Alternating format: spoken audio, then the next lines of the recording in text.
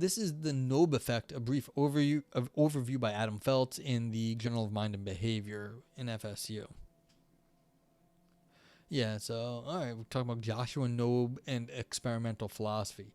And those of you who don't know, experimental philosophy is where they go out and ask people what people's intuitions are, so they're not relying on their own intuitions, they're relying on other people's intuitions.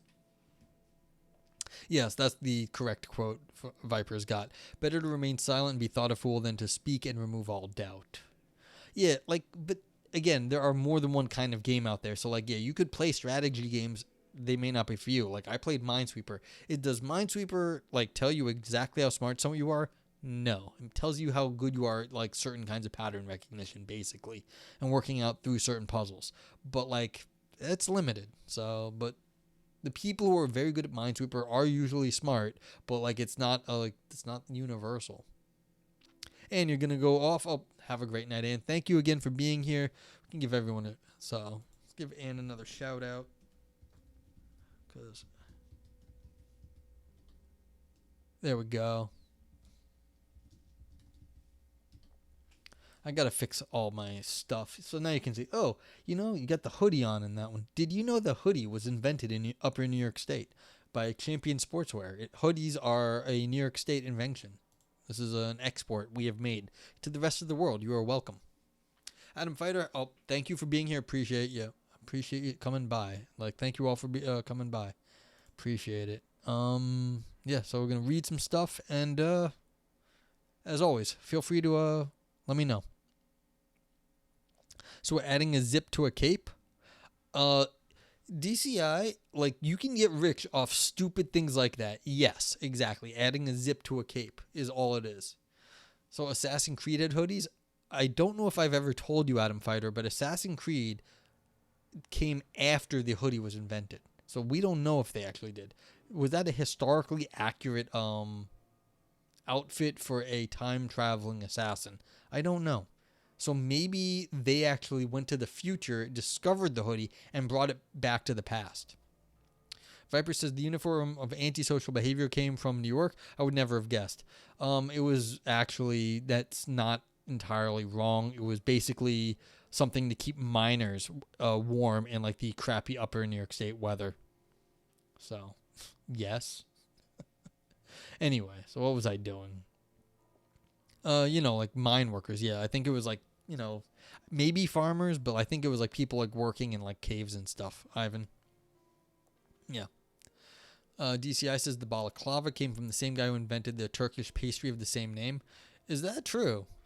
Baklava? Really? Okay. Ancient aliens from futures past. Yes, that's the solution to everything.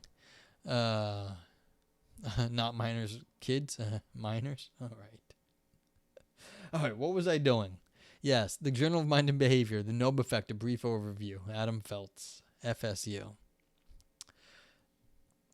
Episode 81. No, this is 423. Experimental philosophy is the field of philosophy that is defined by the use of the methods of experimental psychology to probe the way people think about philosophical issues and then examine how the results of such studies bear on traditional philosophical debates. One area where experimental philosophy has had an impact is action theory. According to Alfred Mealy, central to the philosophy of action is a concern to understand intentional action. The contribution of experimental philosophy to traditional action theory is important because it can help shed light on what the folk concept of intentional action is. As Mealy correctly points out, a philosophical analysis of intentional action that is wholly unconstrained by that folk concept runs the risk of having nothing more than a philosophical fiction about its as its subject matter. Yeah, so when you guys say, I'm doing this on purpose, what do you mean by that? Well, when you folks be I'm doing this and I mean to be doing it, I'm doing this on purpose, what do you mean when you say you actually mean to be doing what you say you're doing, or you say you're doing what you mean you're doing? All right, so in order to assure that philosophers' analyses are so constrained, experimental philosophy has a unique role to play in providing empirical data on which philosophers can theorize. One thing that's interesting about this is that we read not that long ago a John Simmons paper criticizing what actually philosophers experimental philosophy can do. So I'm trying to remember what John Simmons says because I tend to agree with that guy. Oh yeah, and Vipers. John Simmons, I think, is from Belfast originally. Because you asked once, like, who was an Irish philosopher. And I know this guy in the United States. I thought he was Irish. It turns out he is from Belfast. DCI says, isn't it better to question whether someone understands what they're doing is what they're doing? Well, when you think you know what you're doing, when you know what you intend to be doing, like what is an intentional action? Like when you say what you're doing is like intentional, like you mean to be doing it, what does that mean? Like maybe people don't know what it means to like do what they do, but like, yeah. Oh, so they were fighting in Crimea back in the 1854 too. Wonderful. All right. In this endeavor, Joshua Knobe has discovered that the goodness or badness of side effects influences people's intentional action intuitions. In what follows, I present the paradigmatic case that elicit what has been called the Knobe effect and offer some possible explanations why people respond as they do. I put these explanations into two broad groups. One group explains the Knobe effect by referring to our concept of intentional action. The other group explains the Knobe effect without referring to our concept of intentional action. I discuss some problems with these explanations and conclude with some avenues for future research. Oh, well. Wait, was that before or now? Oh, yeah, no. Yeah, the Tindarios one, maybe? Possibly. It was a horrendous pun, but whatever. I do not ban people for horrendous puns. I am in streams where you get timed out based on how bad your puns are. I was happy to get a 5-minute timeout once. That was a pretty good time. That meant my pun had to be pretty good. So. Okay. The Knobe effect. Yeah. If a consequence of an action is foreseen but not intended, then that consequence is a side effect. Oh, let's see what baklava can be traced back to the ancient civilizations of the Middle East, with some historians suggesting that it may have originated in the Assyrian Empire around the 8th century BCE. That is a freaking, that's a good search engine, ChatGPT. Yeah, I was going to say, we need Shane for this. We need the history of cookies. Yeah, it's like, it's putting Shane out of business. The Knobe effect is the phenomenon where people tend to judge that a bad side effect is brought about intentionally, whereas a good side effect is judged not to be brought about intentionally. The best known case used to demonstrate the Knobe effect are Knobe's two chairman cases. All right, so we've got case one is harm. The vice president of a company went to the chairman of the board and said, "We are thinking of starting a new program. It will help us increase profits, but will also harm the environment." The chairman of the board answered, "I don't care at all about harming the environment. I just want to make as much profit as I can. Let's start the new program." They started the new program. Sure enough, the environment was harmed. Help.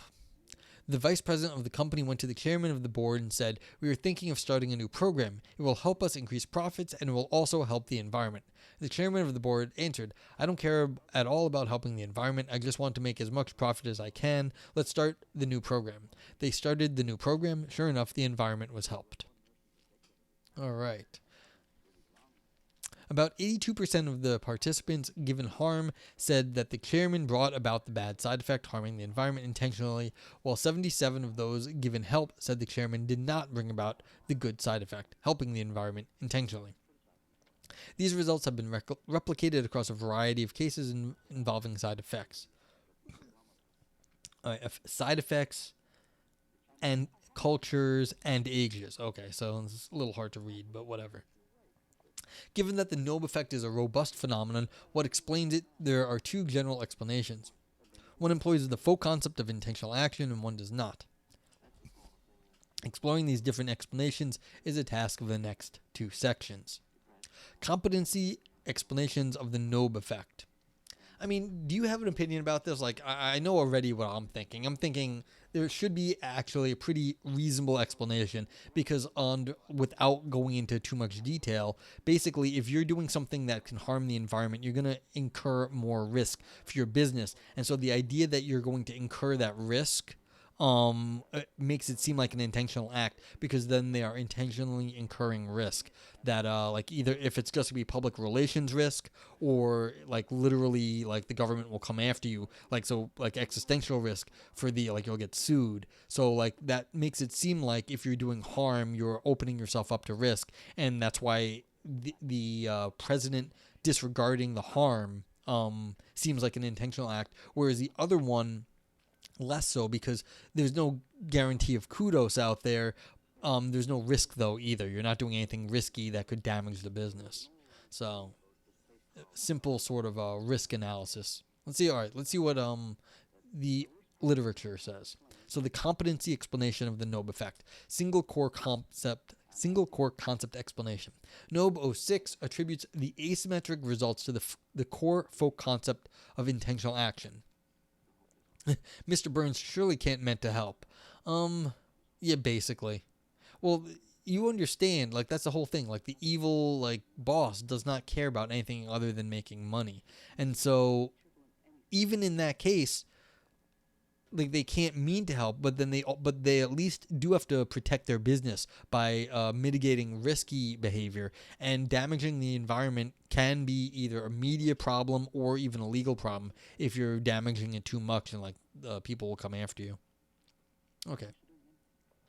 The core folk concept of intentional action. According to Knobe, the folk concept of intentional action is sensitive to the nature of side effects. Because the folk concept is sensitive to the nature of side effects, those differences can affect judgments about the intentionality of side effects. Knobe's model of intentional action ascription features two subprocesses. First, one determines if the behavior is good or bad. Second, one's concept of intentional action is engaged using the determination from the first step to issuing an intentionality judgment. For example, consider judgments made about harm. One first determines the side effect to be bad. Then one's concept is engaged, and one searches for features of the bad side effect sufficient to judge it being brought about intentionally. For example, foresight might be sufficient to judge a harmful side effect is brought about intentionally. So yeah, so if you thought about it, you looked into it, you had foresight, and you were still okay with it, then you can say, hey, they were looking at this and they must have said, go right ahead. And that seems like something. Okay, so just foresight alone, though, it says, might be sufficient to judge a harmful side effect. DCI says, doesn't this cement the idea, oh, they think I'm bad, I might as well do the bad thing? Well, we'll see. I'm not sure yet. Classic trope. I don't know if this is normative yet. It's not normative yet. They're just saying, look, if you knew enough about it, then you can say it's bad. That doesn't mean they are doing it because it's bad and they think so. So this isn't the meta level thinking about what other people think yet. You're just saying, if they thought it, we can judge it. Frank says, I wonder if this has a basis in judging reliable allies. You need to avoid people who cause you harm, even by accident, but you can, in a sense, ignore someone who helps you by accident. That would be another good way of looking at this, like judging people. Maybe the way we are judging actions is based off how we trust people. And that's a good way. That might be a good way of thinking about it. We'll see if like that gets covered in this. I don't know. Because, but again, that would also fall under my risk account. Like you can't, even if someone is like kind of trying to help, but then they are making too many mistakes that makes the whole thing risky and dangerous, you don't want to deal with that person anymore. Then if you just have some bumbling fool who always is just somewhat helpful, it's like, yeah, you don't mind having that person around, even if they're not like explicitly helping. Yeah. But they're not a risk at that point either. Again, a lot of times, that's what a lot of training is. I mean, a lot of training and like getting into a business or whatever is just learning how not to be a detriment to your coworkers. So just let everyone else get their stuff done, but you're not dragging everyone else down. But I mean, that can take a long time depending on your business. All right. Hence, people think the chairman intentionally harmed the environment. Yeah, because they knew about it. They had foresight. However, a different set of considerations might be relevant when the chairman helps the environment. Foresight may no longer be sufficient. What may be required in addition to or instead of foresight is that the chairman had the intention or desire to help the environment. Both are lacking in help. So they judge that the chairman did not help the environment intentionally. Thus, moral considerations are playing a helpful role in people's underlying competence itself. Yeah, okay, so here's, I guess, what the thing is. You have to make a judgment call to do harm, is what they're saying here. And so if you knew about it and you were willing to make that judgment call to do harm, it's like you did that. Now, helping the environment, that falls under the, well, you didn't do anything at all, and so you don't have to help the environment, but harm actually is a moral bad. And so it's one thing to do a moral bad, it's different to, like, incidentally do a moral good. Okay. Phelan and Sarkisian in press find that moral valence of the side effect does not fully explain the Knobe effect. In a study based on scenarios used by Knobe and Mendelow, participants are given scenarios describing a president of a corporation who intends to increase sales in Massachusetts and foresees but doesn't care that it will decrease sales in New Jersey.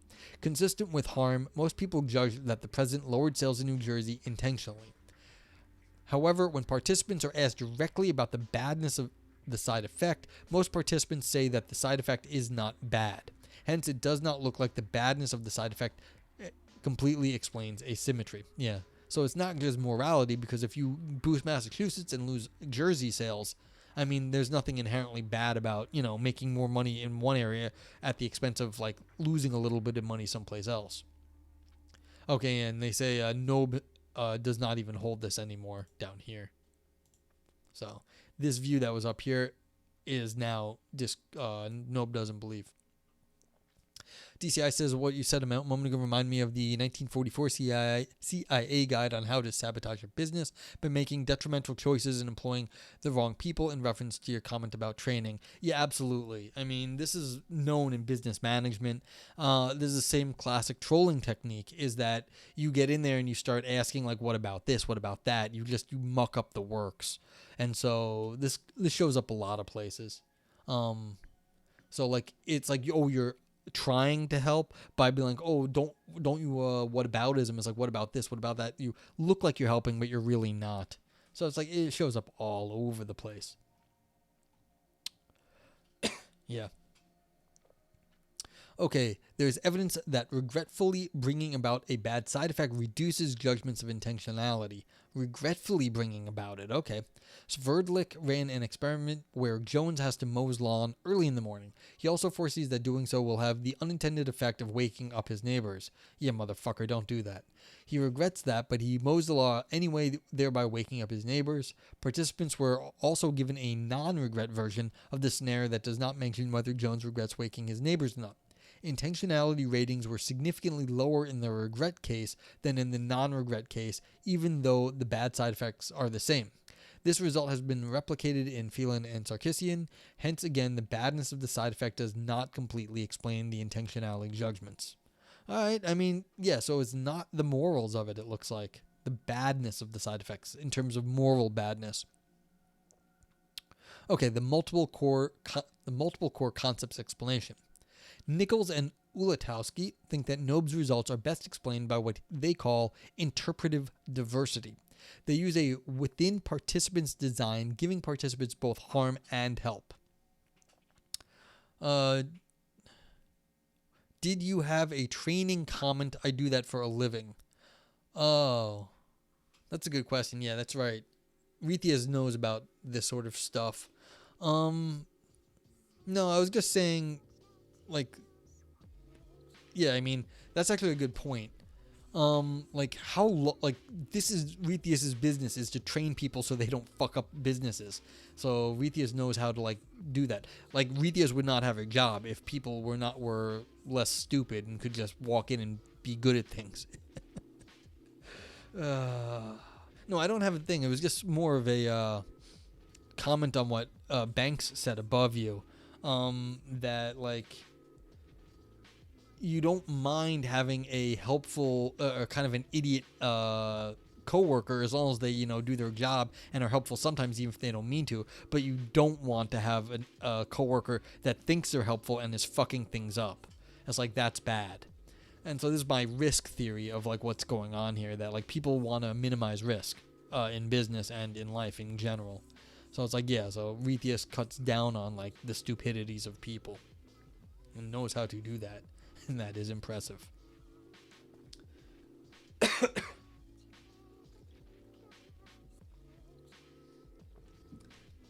Yeah, actually, that's not a bad question. Could ask Eurystheus. Like, bad training, or like people who are untrained, like the sort of mistakes they make is that like how does management view that? Because do they see that as unintended, or they see that as like untraining, or like how do you actually like how does management like see what you do? Because that is kind of the question here. Like, did they see it as a training failure? Did they blame the individual? Things like that. Yeah, there are cohorts of jobs that you want to follow workflows. Yeah, absolutely. Workflows are so hard. Like, you have to maintain that shit. Yeah. Okay, so 2 measures: new hires and people there past 90 days. Okay, yeah, so they're looking at people who actually are there for a few months and therefore have like got most of the stupid worked out of them. Tindarius says, when ChatGPT forgets about morals for a second, you could use a Knobe effect to provoke reaction and make someone question their own moral beliefs. Here's an example. All right, so we're waiting on Tindarius's ChatGPT prompts.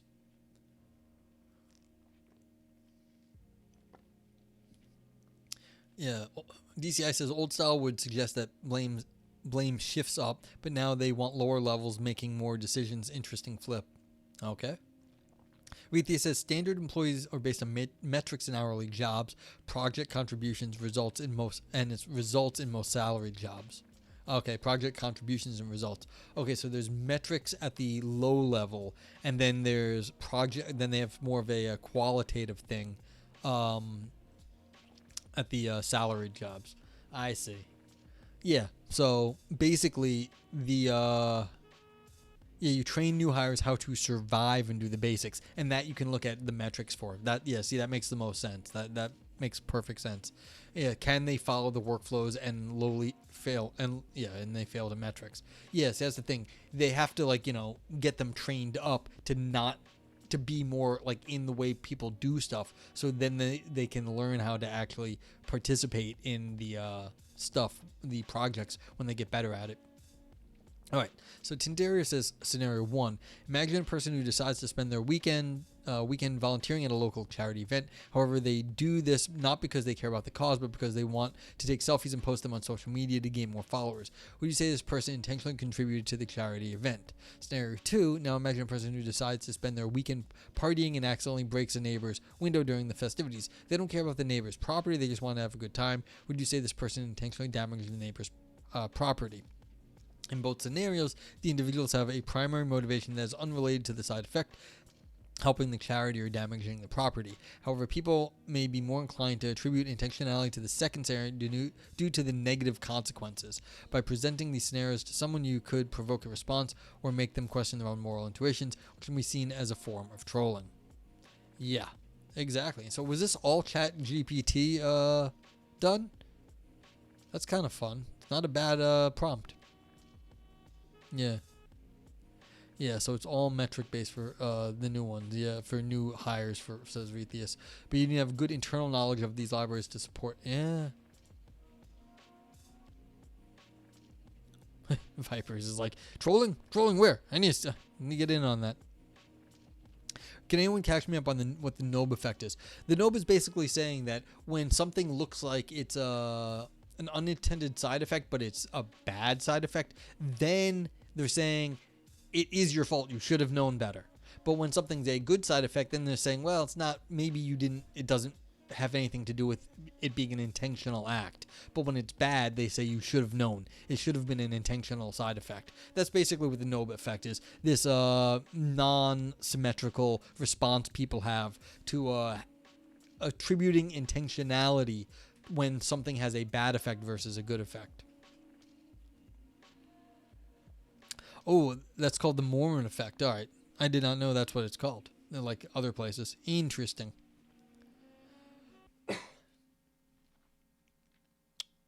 Yeah. Okay. Oh, you made it up. Oh, well, then it's called the Mormon effect in your head. There's still other places. Tindera says the Knobe effect is a psychological phenomenon where people are more likely to attribute intentionality to an action when it has morally negative consequences compared to when it has morally positive or neutral consequences, even if the agent's primary motivation is the same in both cases. Okay, now you shut up. Yeah, are you just copying this out of a Chat GPT?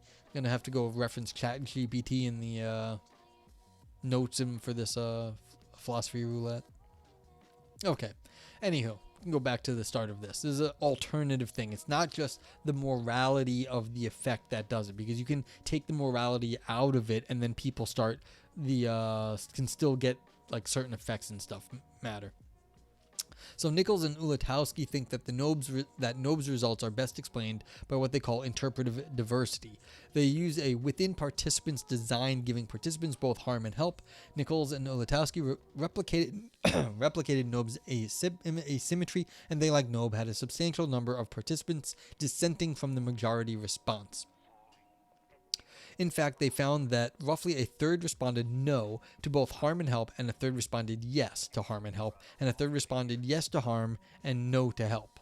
Participants were asked to explain their answers. These explanations fell into two categories. A, the chairman lacked a desire to bring about the side effect, or B, the chairman foresaw that the side effect would be brought about.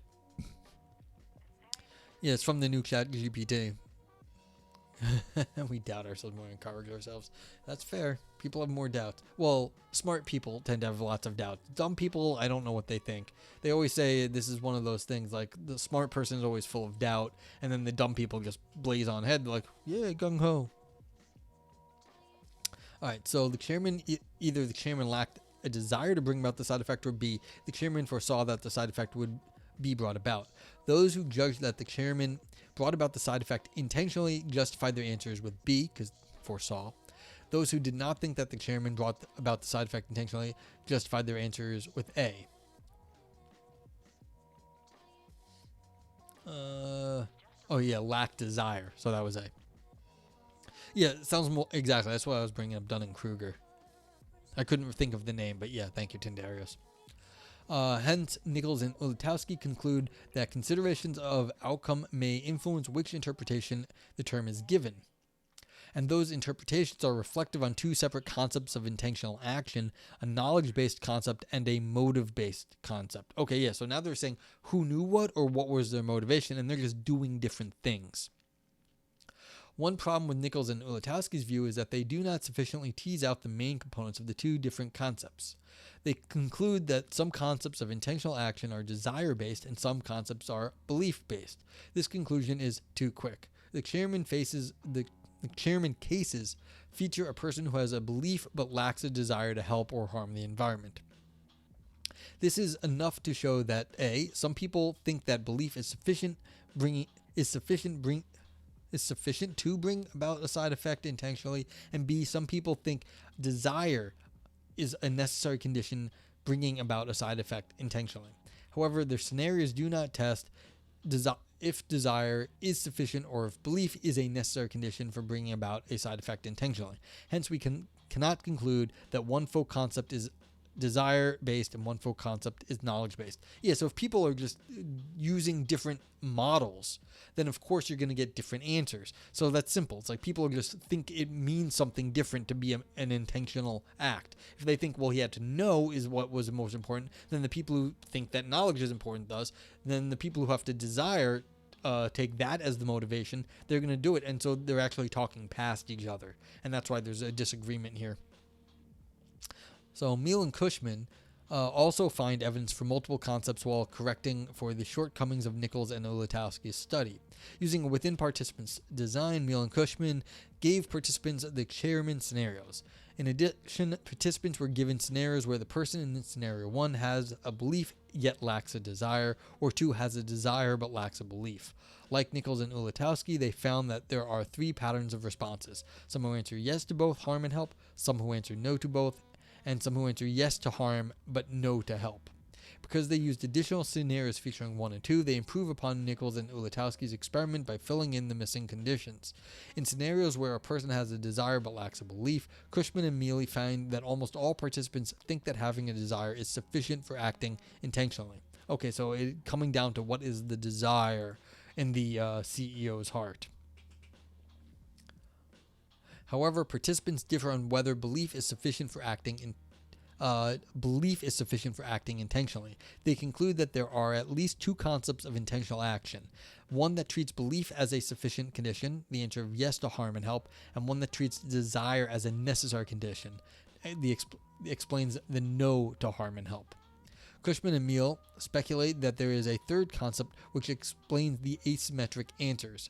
Some people may treat desire as a necessary condition for acting intentionally, except for morally bad actions. So they desire as a necessary condition, except for morally bad. So you can't desire something morally bad. Yeah. So if it's intentional and you want to do it, you have to desire to do it. But if it's a bad one, then you can't desire to do it. So then you're not using desire. So then it's getting canceled by the moral badness.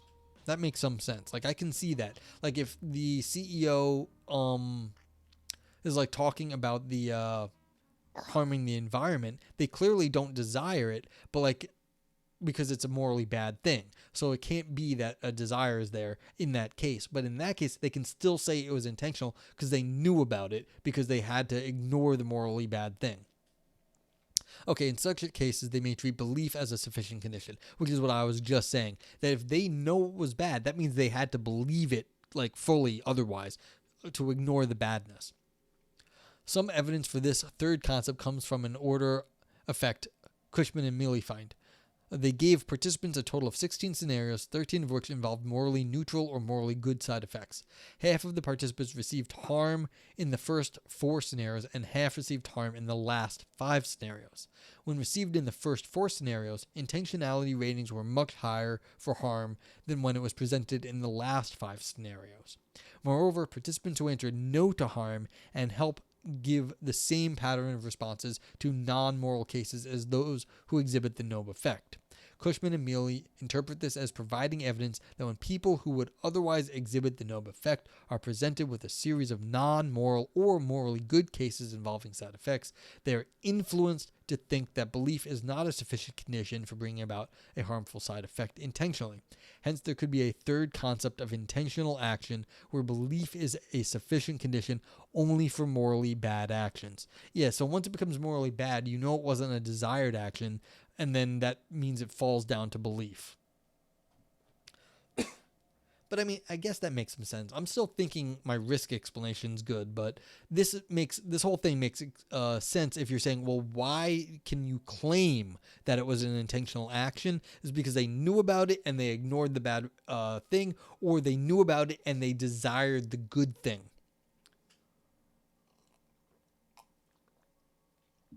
Well, it wasn't a secret third concept. It was a secret canceling of the need for someone to be desiring an act when it was a bad act, because they clearly wouldn't desire something bad coming about. And so then it defaulted to them just knowing about it. And hey, what's up, Valpo? How you doing? Welcome in. Hope everything is good. Yeah, there's a kind of a thing on experimental philosophy saying, well, why do people judge actions to be intentional?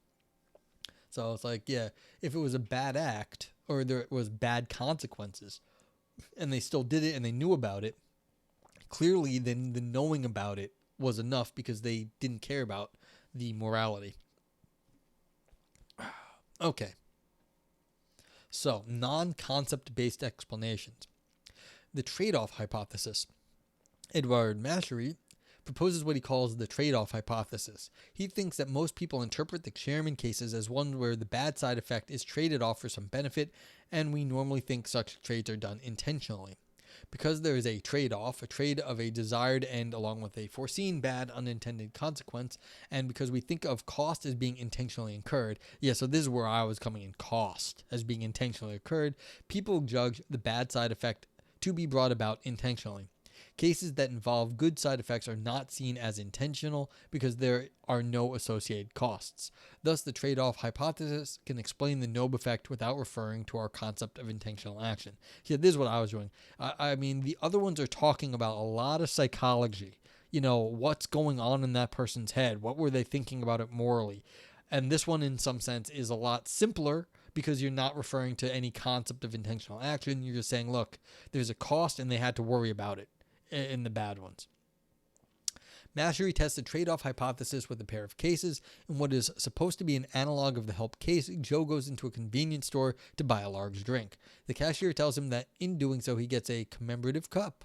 Joe doesn't care at all about the commemorative cup. He just wants the largest drink. Most people, 55%, respond that Joe did not buy the commemorative cup intentionally. In the analog of the human case, the harm case, Joe wants to buy a large drink, but the price has gone up by $1. He doesn't care at all about the extra dollar. He just wants the largest drink. 59% of the participants said he paid the extra dollar intentionally. Hence, in cases where there is a foreseen cost, people judge that it is brought about intentionally. But where there is an unintended foreseen benefit, people say that the side effect is not brought about intentionally. The cases that Mastery uses are problematic because it is not clear that they involve side effects. First, in the help analog, the commemorative cup Joe gets is not a side effect of buying a drink. Getting the commemorative cup is not a separate event.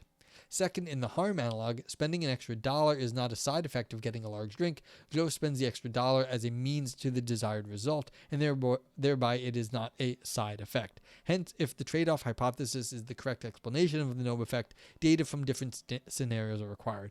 Okay, so yeah, like the way that Mastery formulated this was not good. If he was trying to explain the Knobe effect. So basically, I agree with maybe the strategy, but like the implementation was bad. It's funny. Oh, Valpo, while you're here, if you're still here. So I saw Graham Priest on Monday, and I was joking around telling him that I read a paper that he was getting bashed in. And yeah, he was like, what was it about? And so I was saying it. I was like, well, I said something about critique being fundamental, but then I took a lot of care to like walk that back so it wasn't so crazy. And I was like, yeah, I kind of figured you might have. And then he said, and I was like, you don't care, dude. He was like, not in the least, because he's been bashed so many times that he couldn't care less about people like using him as a whipping boy. He's like, whatever, like that's other people's problem. He's fine. Well, I don't know if he's fine. I think he's okay. Yeah, he's still kicking. The CUNY Grad Center's got some problems at the moment, so like he's at CUNY, but that's always the case. CUNY doesn't have enough money, which is always the case. So like he's fine, but like the whole philosophy department is they lost some people because Miranda Fricker went to NYU. Charles Mills died. They lost like some other people are getting old, things like that. So like incidental things are going wrong in that area, but yeah. But like he's okay. But yeah, he was laughing about it. He was like whatever. He's like he's not worried about people yelling at him for like some random paper. Something he said once where he actually was like, yeah, but I didn't actually go all that crazy about saying what they said I said. So anywho. Yeah, so this is too bad. This was kind of my strategy. It wasn't really a trade-off, but like the fact that it was Mastery botched the examples. Not great. Although, to be fair, I don't actually know if you can claim that the original examples in this paper really were side effects. If you're saying, well, we're going to try a new project and it's going to make a harm the environment, why does they get to declare that a side effect? You were at Ryan Holiday's Stoic-themed bookstore. That's exciting. I did not know there was a Stoic-themed bookstore anywhere. That's kind of fun, though. So you get to go in and look around and, feel very meh about it all. It's like, yeah, I'm very, feeling very tepid about all the things.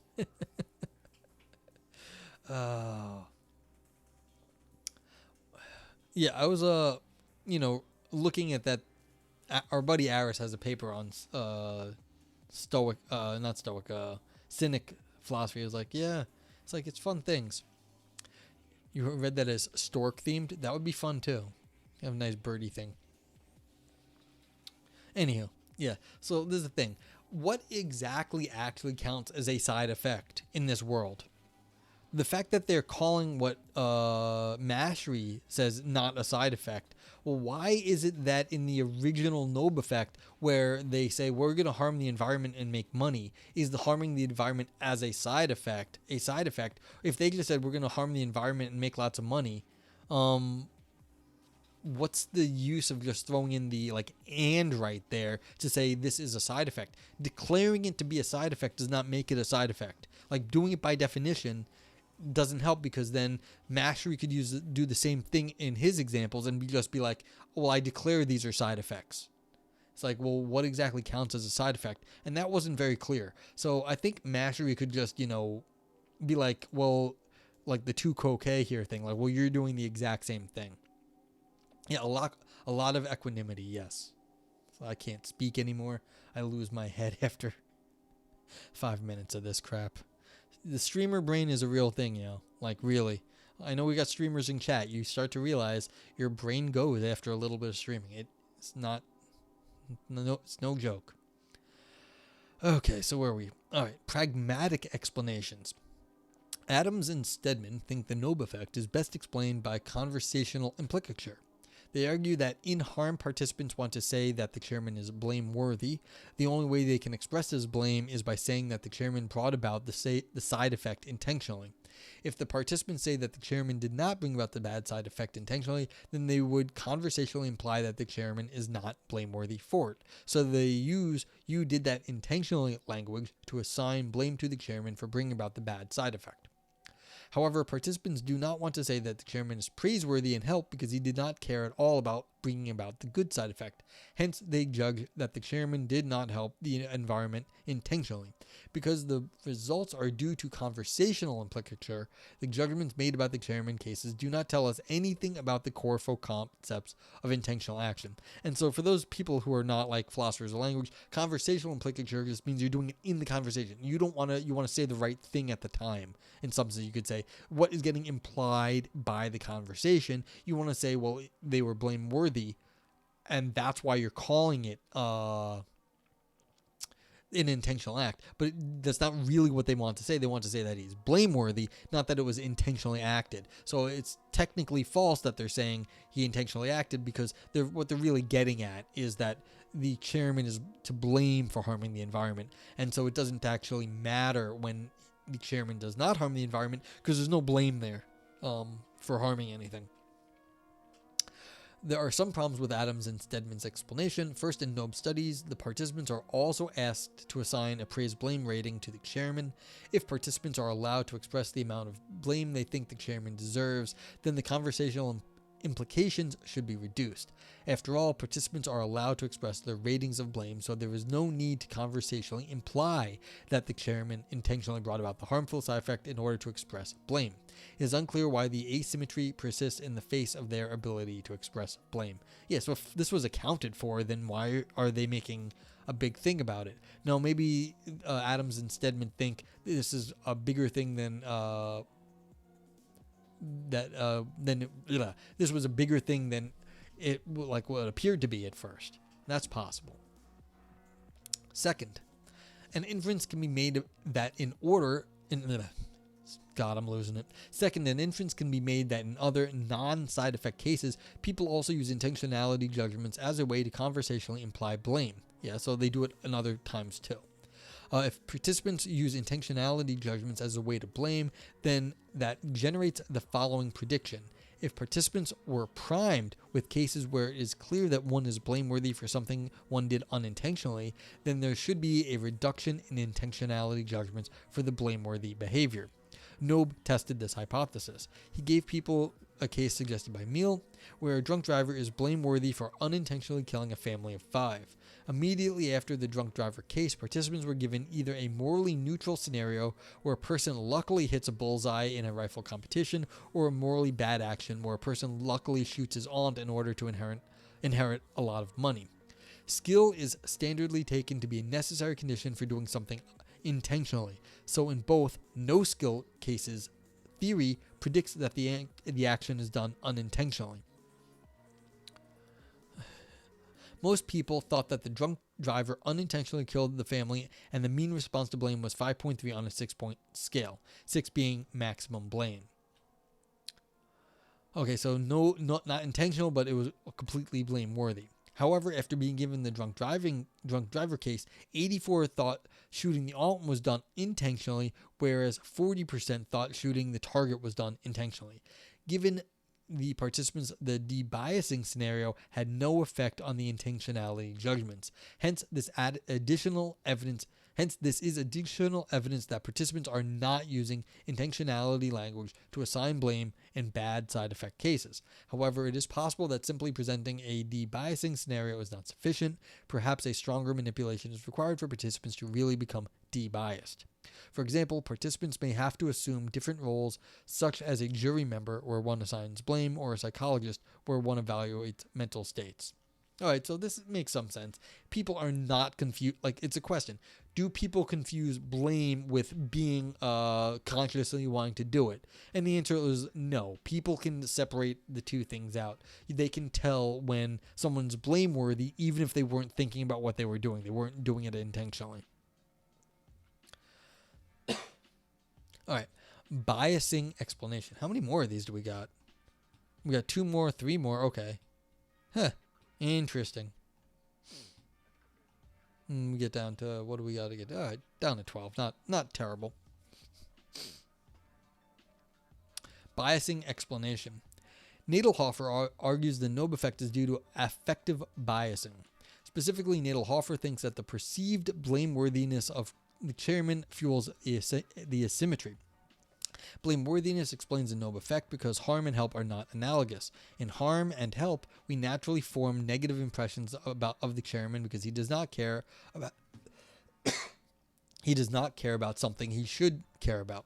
For this reason, people do not want to praise the chairman for bringing about a good side effect, but they do want to blame him for bringing about a bad side effect. Yeah, like this is the blameworthy. You deserve it, and you know what you're doing. You should know better. So you deserve our unhappiness with you.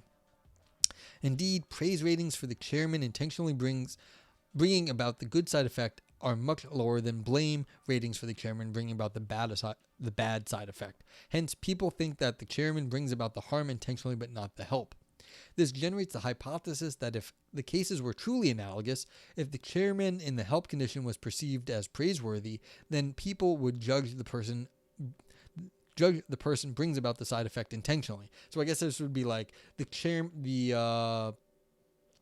chairman says, like, what would this be? This would be like if the vice president comes to the chairman and says, hey, look, this is going to help the environment as a side effect, but also the chairman just said, stop right there, I'm in, like whatever it is, before hearing that it's going to help the environment and make them a lot of money. Okay, so Nadelhofer tested this hypothesis. His case describes 2 friends who are competing against each other in an essay contest. Jason helps edits his friend's essay, unconcerned that doing so will lower his own chances of winning the contest, and Jason, in fact, does not win. Most people, 55%, judge that Jason does decrease his chances intentionally and is praiseworthy for doing so. Therefore, when the cases are analogous, the Knobe effect vanishes. Okay. Nadelhofer garners additional evidence that blameworthiness influences intentionality ratings. He uses 2 additional cases that have the same evidential features. In one case, a thief attempts to flee from a policeman. The policeman, in a heroic act to stop the thief, jumps onto the car and is eventually shaken off and killed. The thief doesn't care at all about the policeman, he just wants to get away. In the other version, a carjacker jumps onto the hood of a car to be eventually shaken off and killed.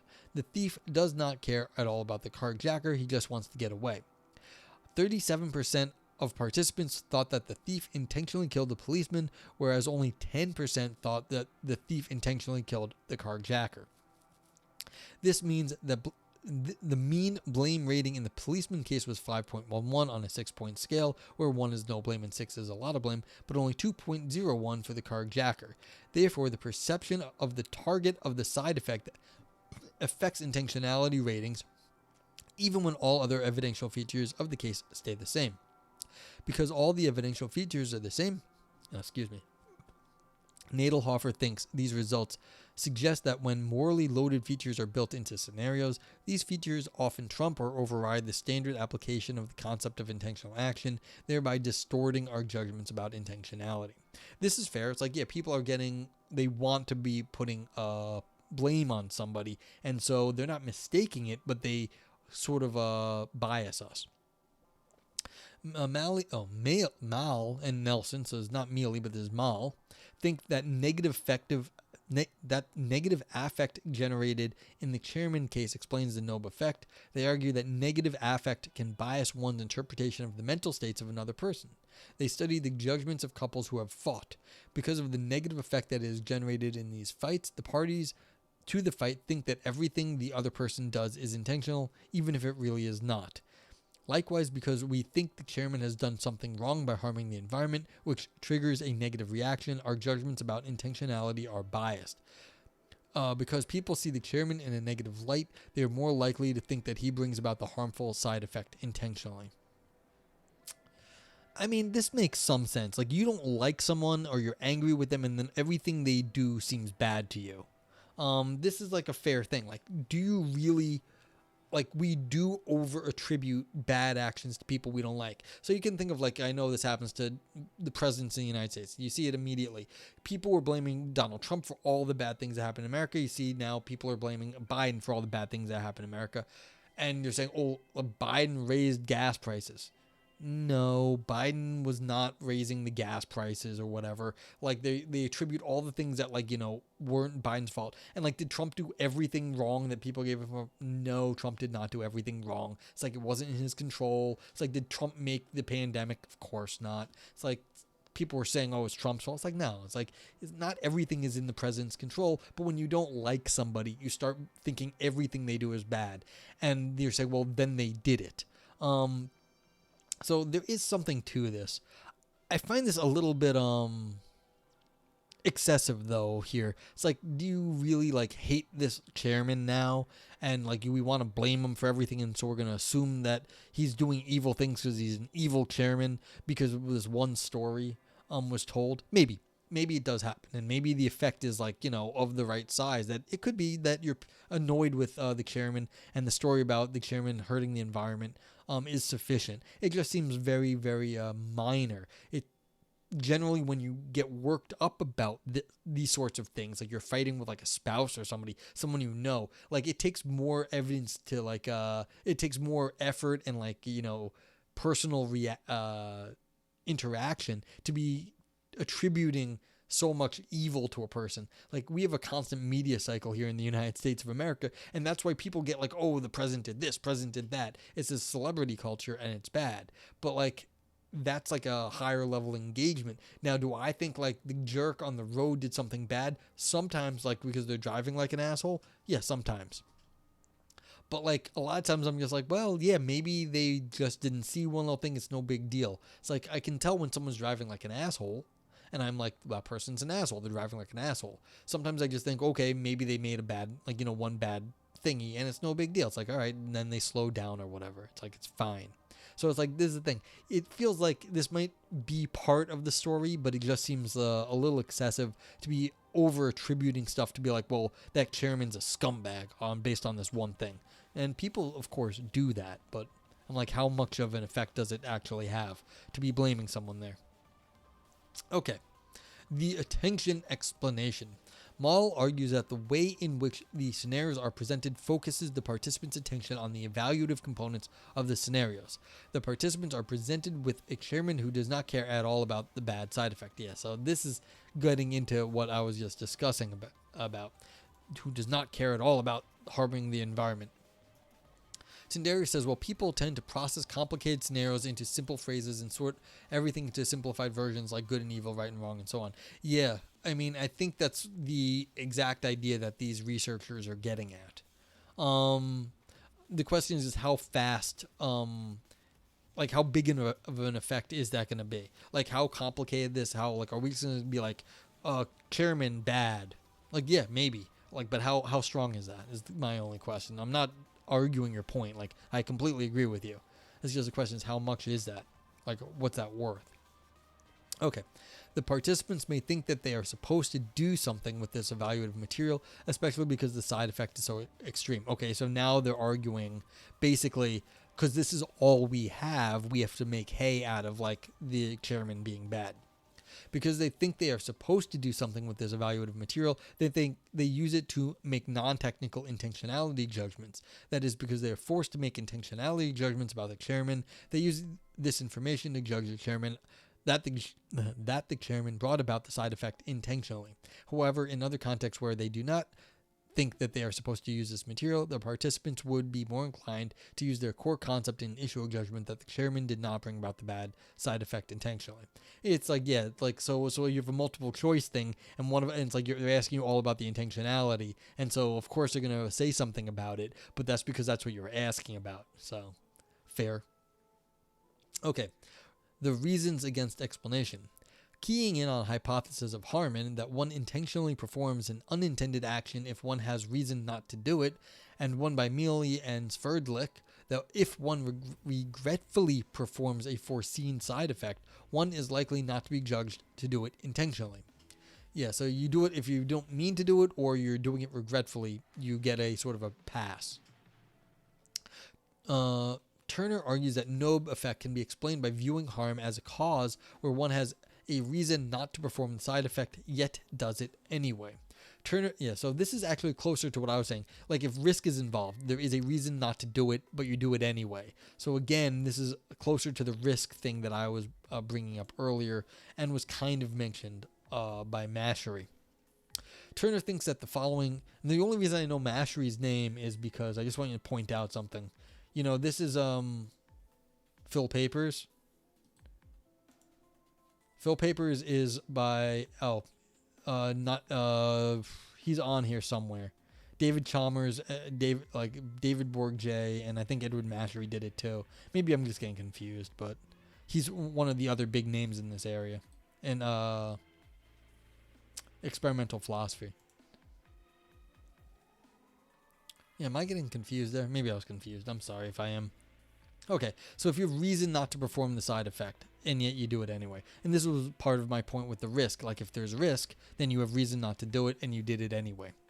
Okay, Turner thinks that the following conditions are jointly sufficient for a side effect to be brought about intentionally.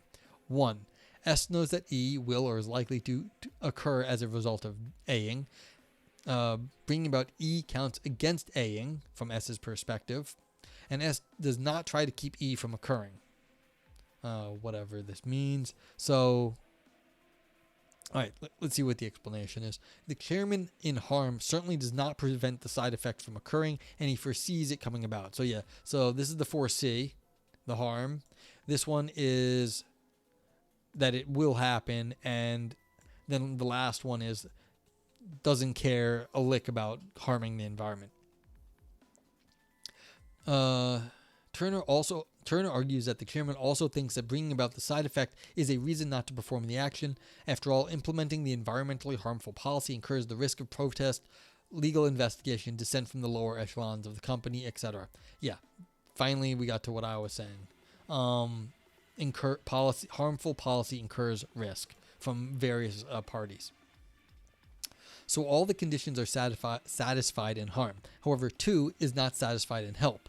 Helping the environment is a reason for implementing the program. Hence, the reasons against view can help explain the symmetry because all 3 conditions are met in harm but not in help. Knobe tested Turner's conditions and found that they are not sufficient to issue intentionality judgments. Oh, okay, interesting. Knobe's case involves a terrorist who plants a bomb to blow up a nightclub. However, the terrorist discovers that his son is in the nightclub when he plans to blow it up. The only way to save his son is to defuse the bomb, which has the side effect of saving Americans, whom he hates. The terrorist foresees saving Americans. For the terrorist, saving the Americans is a reason against defusing the bomb. Because the terrorist defuses the bomb, we can assume that he does not take measures not to save the Americans. This is just stupid. I'm sorry. So conditions 1 through 3 are satisfied. However, Knobe reports that most people judge that saving Americans is not brought about intentionally. Therefore, the conditions offered by Turner are not sufficient for a side effect to be brought about intentionally. Yeah, but I don't agree with this. Because the terrorist defuses the bomb, we can assume he does not take measures not to save the Americans. So there's two double negations here. We can assume that he takes measures to save the Americans. Yeah, that's the whole thing. This is a temporary reprieve. Like, why do you think, like, because the terrorist defuses the bomb, the terrorist saves the Americans? This is a temporary reprieve. The terrorist is going to come back as soon as his son leaves. That's it. Like, so they're not really saving the Americans. They are temporarily delaying the Americans' pain.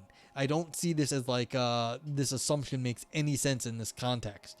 Like, yeah, it got delayed. It is not getting a...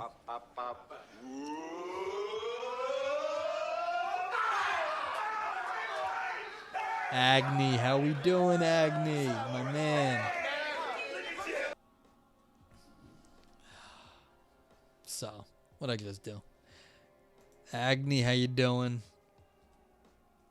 Let's get Agni a shout out. Yeah, so Agni's my man.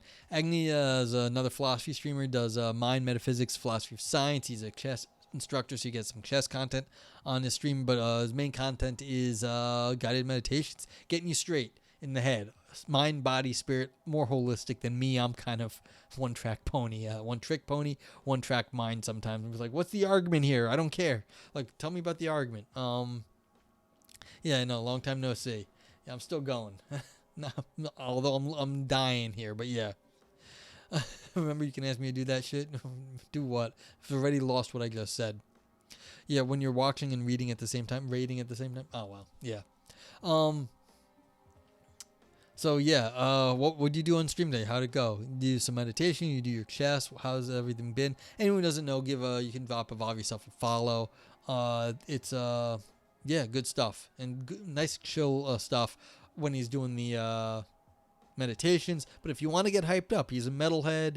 I know you guys, like, a lot of you folks get yeah. Thank you, Vipers. I completely forgot that, like, I could ask people, be like, hey, do shout outs for me. A little chess, and then we did a deep guided meditation. That sounds fantastic. Yeah, because, like, he gets himself all hyped up for the chess. We're like, we got to kick some ass now. Like, chess is war game, as he was saying the other day. But then bring it down, chill it out, relax, and then you get yourself way more centered, get out of like the sort of the attack mode, and you can feel a little bit more of the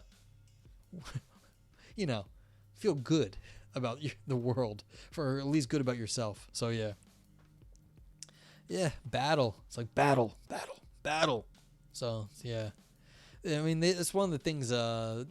I don't know if it's a good saying, but this definitely was part of the culture of philosophy. That, like, philosophy is like no hold barred, like, thinking. Like, you're gonna come at me with all the hardest arguments you can. I'm gonna blow up your argument. It's really not the best way to do things, but, like, philosophy has been thought of quite often as like a battle of, like, minds, battle of wits. Like, not the best way to have thoughts, really. But yeah, so. A little chess, a little philosophy. Good times over at Agni's stream, Evolve Yourself TV. So, yeah, philosophy and chess have many parallels. I know a lot of people who are in philosophy that also really like chess. There are chess logics that you can look up, so you can treat the moves in chess like a formal system, and then you can treat that system as things like rule-based, like a logic. And so sometimes even logicians will look at this in a way, a chess, as more of a logic game. Not always, but like certain patterns of motions, kind of like logics. There was a philosopher named Robert Smulyan, a logician, an excellent logician, who wrote about this sort of thing. So yeah. Vipers saw a video meme the other day of someone who was playing chess with eggs captioned Chegs. The problem was they were obviously playing checkers. Oh, god damn it, Vipers. Yeah. So, All right, but whatever. So we're still trying to figure out this effect, the Knobe effect. Why do people want to blame people? Why do people want to attribute intentionality of actions when you're doing something morally bad? That wasn't even a troll. It was a true story. Well, it's a trolly true story. It's just kind of funny. I mean, that's like saying the old Mr. Chivetti who makes Christmas treats, and he was making like these like chocolate balls. And it's like, well, we like your Chivetti balls, and you're saying, well, it's a true story. It was really his name. It's like, yeah, but it's a comedy bit because of what I want your Chivetti balls. Classic comedy Saturday Night Live skit. But yeah, okay, we're still trying to figure out why do people want to attribute things that you know you're doing that are bad, but you're doing them anyway as like what you were intending to do, even if you say you weren't. Okay. All right.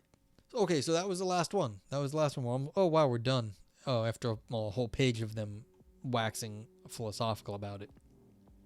All right, so concluding remarks. At this point, there is no consensus which umbrella view is correct. Indeed, it is possible that both umbrella views are at least in part correct. For example, it may turn out... Oh yeah, and anyone who's new here, I should introduce myself, although I know a bunch of people over at Agnes.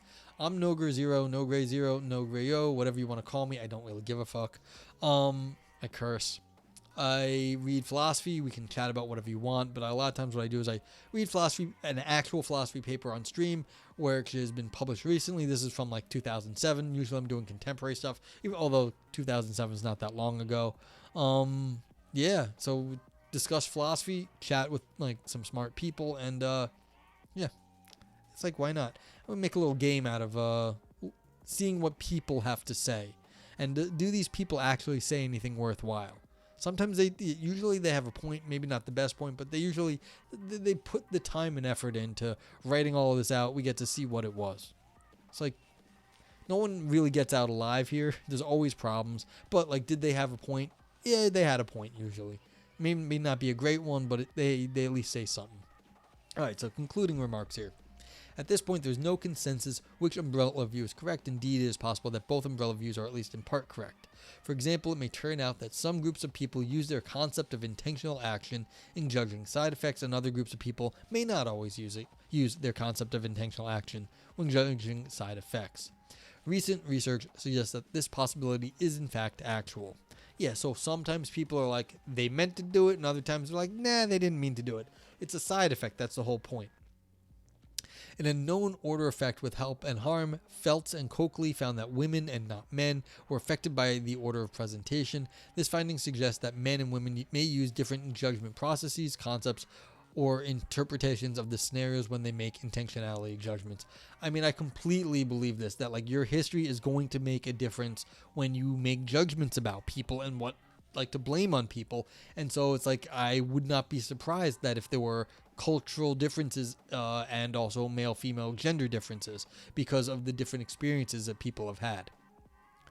How are we to determine if there is one concept, multiple concepts, or different judgment processes that generate intentional action intuitions? The current dominant survey methodology in experimental philosophy, while valuable, is ill-suited to settle this question. To settle this question, data about the processes that generate these judgments are required. There are several promising avenues of research that provide these data. One avenue uses stable individual differences to help identify judgment processes. As we have seen, there is evidence that groups of people make the same intentionality judgments about...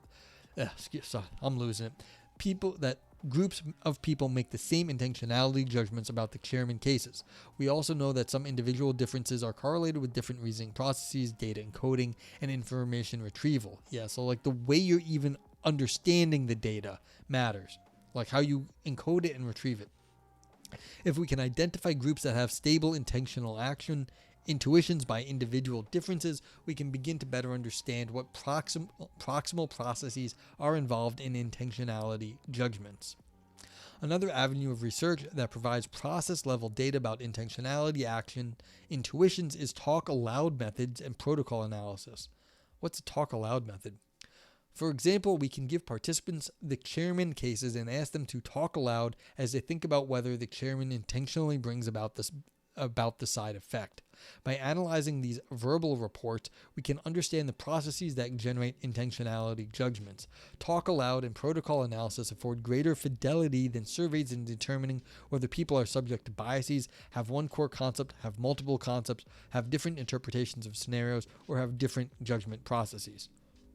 I mean, this makes sense. We need more data, but I guess the whole point here is we actually don't know why people attribute intentionality to other people, meaning we don't actually know the reasons, or there are too many good reasons why we would claim someone else actually intends to do what they do. Finally, there's a great deal of evidence that many people use fast and frugal heuristics in many domains. Yeah, the Gigerenzers made this for a long time. So we have good reason to think that there are also heuristics involved in judgments about intentional actions. These intentional action heuristics can be explored, for example, with different manipulations and by measuring reaction times. To illustrate, one heuristic that is presently being explored is that violations of social norms are intentional. That is, when someone's behavior deviates from a perceived and socially acceptable norm, we tend to assume that this behavior is intentional. Identifying heuristics such as whether violations of social norms are intentional can help determine what processes lead to intentionality judgments and to the extent that these processes differ. In the end, traveling on all three avenues will go a long way to settle the question of which, or to what extent, each umbrella view is correct. Okay, so what do we have to say about this? This is kind of more science-y than philosophy, but this is experimental philosophy. Can we figure out the intentions behind when we claim that other people are doing stuff on purpose? And the answer looks like, kinda. Cinesemiotics. Damn, that was a good point. Social normality. I was thinking this is actually a big point, and I wonder if we're actually changing in the last 10 years, because we're giving people neurodivergent, we're giving autistic people greater presence in society, and so we're saying people don't always have these social not everyone can pick up on the social cues as easily as everyone else. And so when we use this sort of thing, social normality, are we over interpreting people's actions? I was just thinking about that because, a lot of times people are like, oh, I'm a big dork sometimes. It's like, yeah, we're all big dorks at times. We miss cues and it happens, and then you feel bad later, you don't realize what the hell was going on. You're like, oh, oops, I said something stupid. But that's kind of what's going I've always said Cheg's instructor, yes. But it's maybe this is one way where we're starting to see if people are trying to violate social norms, maybe they're doing it intentionally to stir the pot or move stuff up. Again, that would fall under a lot of the other accounts that were discussed earlier. So because it is a violation of a violation of a norm, that would fall under what I was calling a risk, because when violating any norm is going to incur more risk. Same thing as if you're doing something morally bad, violating a social norm, say you're degrading somebody, well, that would be also fall under a moral judgment scheme too.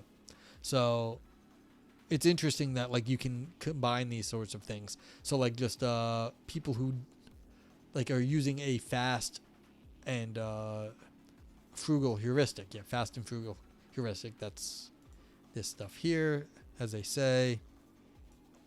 It's maybe we could look at how people are actually doing things quickly, and that will give us a better understanding of what our actual use of intentionality is. When people intend to do stuff, maybe we're just using that as a heuristic for something else, or the other way around. We're using other things like blame as a heuristic for when they mean to be doing something, or when we just want to blame them for it. Yeah, I don't have a huge amount to say about this because this was a lot of little things, and and they were all kind of different. I was still in this this risk one here. This was the one I kind of, my initial my initial intuition, I hate that word, my initial reaction was to go this one, which was the risk explanation, and then they argued against it, but I don't think their argument was actually that good because they never fully defined what counts as a side effect. There are effects, and then they're calling certain ones side effects. By defining it as such does not actually make it so.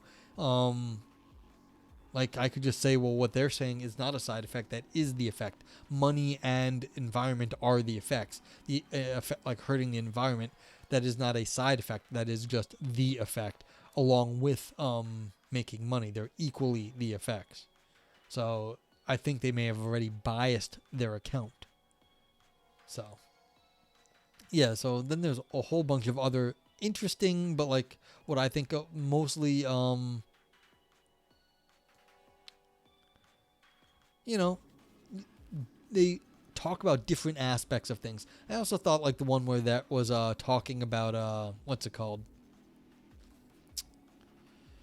You know, people get biased. They're angry at people for doing bad stuff, and then they're more likely to blame them for it. And we've all had this experience where you're annoyed with something, and they're like, every little thing you're doing is annoying me, and you're doing it to annoy me. It's like, no, that is not even rational that they're doing every little thing to annoy you. That doesn't even make like rational sense.